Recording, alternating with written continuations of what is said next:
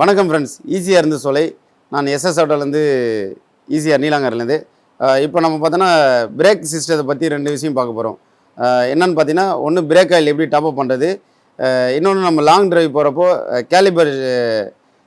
Calibre வந்து lock ஆகிடுச்சுன்னா அதை எப்படி நம்ம ரிலீஸ் பண்ணுறது பார்க்க போகிறோம். வாங்க நண்பர்களே பார்க்கலாம். ஃப்ரெண்ட்ஸ், இப்போ பார்த்தீங்கன்னா பிரேக் ஆயில் இதை ஃப்ரண்ட்டு எம்சி அசம்பிளி. இதை பார்த்தீங்கன்னா நம்ம இந்த 2 ஸ்க்ரூ ரிமூவ் பண்ணுறோம், டாப் ஸ்க்ரூவை. ஃப்ரெண்ட்ஸ், இப்போ பார்த்தீங்கன்னா இதில் பிரேக் ஆயில் வந்து லெவல் கொஞ்சம் கம்மியாக இருக்குது. அதனால் நமக்கு வந்து பிரேக் வந்து கொஞ்சம் லிவர் உள்ளே போகுது. பிரேக் ஆயில் வந்து நம்ம எப்பவுமே .4 தான் யூஸ் பண்ணணும். .3 பிரேக் ஆயில் யூஸ் பண்ணக்கூடாது. ஏபிஎஸ் பர்டிகுலராக வந்து .4 ஆயில் தான் யூஸ் பண்ணணும். இப்போ வந்து .3 வந்து பழைய வெர்ஷனுக்கு வந்து .3 ஒன்றா யூஸ் பண்ணலாம், நான் ஏபிஎஸ்க்கு.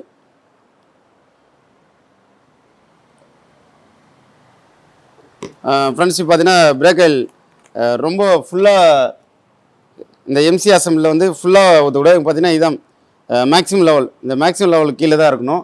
பார்த்தீங்கன்னா இந்த டைஃப்ரம் ரப்பர், இந்த ரப்பர் வந்து இங்கே பாருங்கள் நண்பர்களே, இப்படி வந்துருக்கும். ஃப்ரெண்ட்ஸ், பார்த்தீங்கன்னா இப்போது இந்த லெட்டர்ஸ் வந்து நம்மளை பார்த்த மாதிரி இருக்கணும். இதை மாற்றி போடக்கூடாது. அதுதான் சின்ன தகவல். பார்த்தீங்கன்னா அப்புறம் பிரேக்கை டாப் பண்ணியாச்சு. இப்போ நம்ம ஸ்க்ரூவை போட்டு ரிமூவ்.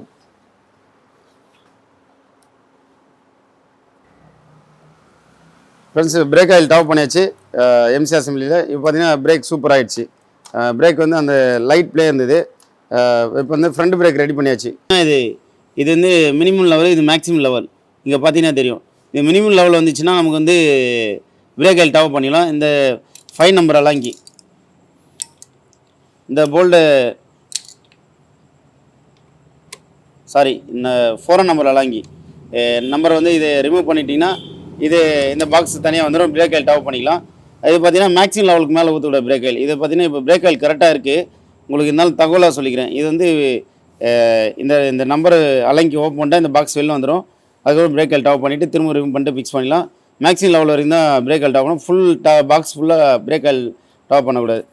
அடுத்ததாக பார்த்தீங்கன்னா நம்ம வந்து பிரேக் லாக் ஆகிடுச்சுன்னா, இப்போ ஃப்ரண்ட் ரன்னிங்கில் வந்து பிரேக் பேடு போய் அப்படியே ட்ரைவ் பண்ணுறப்ப பார்த்தீங்கன்னா கேலிபரில் வர பிஸ்டன் வர சீல் கிட்டு, அது ஓரிங் ப்ளஸ் சீல் வரும். அந்த சீல் கிட்டு வந்து போயிடுச்சுன்னா கேலிபர் லாக் ஆகிடும்.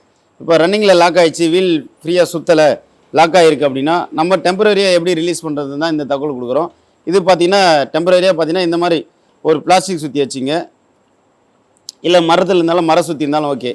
இந்த மாதிரி பிளாஸ்டிக் சுற்றியில் வச்சு நம்ம இந்த கேலிபரை வந்து வெயிட்டாக அடிக்கணும். பார்த்தீங்கன்னா அந்த இடத்துல 2 பிஸ்டனுக்கும் நடுவில் இப்படி வெயிட்டாக அடிச்சிங்கன்னா கேலிபர் வந்து ஃப்ரீ ஆகிடும். அப்போ வந்து வீல் நமக்கு வந்து ஃப்ரீ ஆகிடும். வீல் லாக் ஆகிருந்தாலும் இப்போ வீல் ஃப்ரீ ஆகிடும். ஆனால் நம்ம வந்து டெம்பரரி ஒர்க் தான் இது வந்து. அப்போ நம்ம வந்து நியர்பை உங்களுக்கு எங்கே சர்வீஸ் சென்டர் இருக்கோ அங்கே எடுத்துன்னு போயிட்டு கேலிபர் சீல் கிட்ட மாற்றிட்டிங்கன்னா அந்த பிரேக் லாக் ஆன ப்ராப்ளம் வந்து சரியாயிடும். ஃப்ரீ ஆகிட்ட உடனே நம்ம வந்து இந்த ஃப்ரண்ட்டு டிஸ்க்கோ ரியர் பிரேக்கோ நம்ம எது லாக் ஆனாலும் அந்த பிரேக்கில் வந்து நம்ம திரும்ப லிவர் வந்து ப்ரெஸ் பண்ணக்கூடாது. ஏன்னா திரும்ப லாக் பண்ணிங்கன்னா ப்ரெஸ் பண்ணிங்கனாலே பிரேக் லாக் ஆகிடும். அடுத்து நம்ம எப்போது உங்களுக்கு நியர்பை கேரேஜ் இருக்கோ அங்கே போய்ட்டு கேலிபர் சீல் கிட்டு மாற்றி டிஸ்க் சர்வீஸ் பண்ணிட்டு தான் நீங்கள் ரெகுலர் டிஸ்க் யூஸ் பண்ணணும் நண்பர்களே.